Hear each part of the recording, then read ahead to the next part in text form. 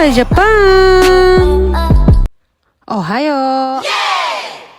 At dahil hindi nga napuno ang box na inaayos ko para sa bagahe ko. So ayan, napilitan nga pala ulit ako lumabas ng bahay para mamili ng mga chocolate. At syempre, nagtingin-tingin pa nga pala ako ng mga kakulangan na order sa akin. At check nga pala ako kung saan-saan. Tumingin nga rin pala ako ng ramen kung saan mas mura. At dahil medyo hindi nga pala ako nasyahan, so lumabas ka agad ako at nagpunta ako sa Daiso. Pagdating naman sa Daiso, naghanap ulit ako ng mga ibang order. Baka sakaling dito makakita ako. At syempre, tulad ng dati, titingin-tingin muna ako ng mga magaganda sa mata. At kapag naaliw nga ako, bibilin ko para maging paninda. At ganyan nga pala ako mamalengke. Titingin-tingin muna ako ng mga presyo kung saan saang mall or supermarket, titingin ako kung saan mas mura. At nakita ko nga pala dito ang Mickey Mouse at ang Winnie the Pooh na baso. At syempre, pinigilan ko ang sarili ko, baka makabili na naman ako ng hindi naman kasama sa budget ko.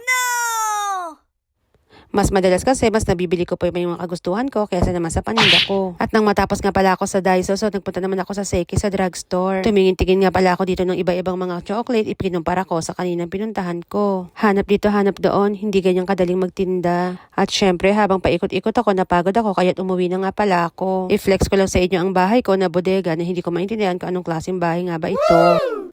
At pag uwi ko nga pala ng bahay, inumpisahan ko na nga pala ulit magbagahe at isiniksik ko sa mga kahon na dapat paglagyan. At ganito nga pala ang ginagawa ko sa mga ramen, sinisiksik ko siya para naman maisingit pa ako kahit konti pa. Para sa mga umorder, huwag kayong mag-alala, hindi siya masisira, diskarte ko to. At tignan naman ninyo ang mga box ko, ang ganda ng pagkakaayos ko. Ang dami ko nang napuntahan pero ang dami pa rin niyang kulang. At ito nga pala ulit ang isang box ng ramen, 3 box nga pala ng ramen ang order ngayong araw na ito. At ganyan nga pala ang ginagawa ko, iniisa-isa ko siyang lagyan ng pangalan sa mga bawat order para hindi malito pagdating ng Pilipinas. At syempre yung mga order pinaglalagay ko na nga rin pala sa plastic para pagdating sa Pilipinas hindi sila mahirapan maghanap. At dahil sa dami ng order na ramen, nahihirapan nga pala akong ayusin. At sa dami ng pinamili ko, kulang pa rin siya. Abangan na lang ninyo ang susunod na kabanata. Thank you for watching! Japan pa more!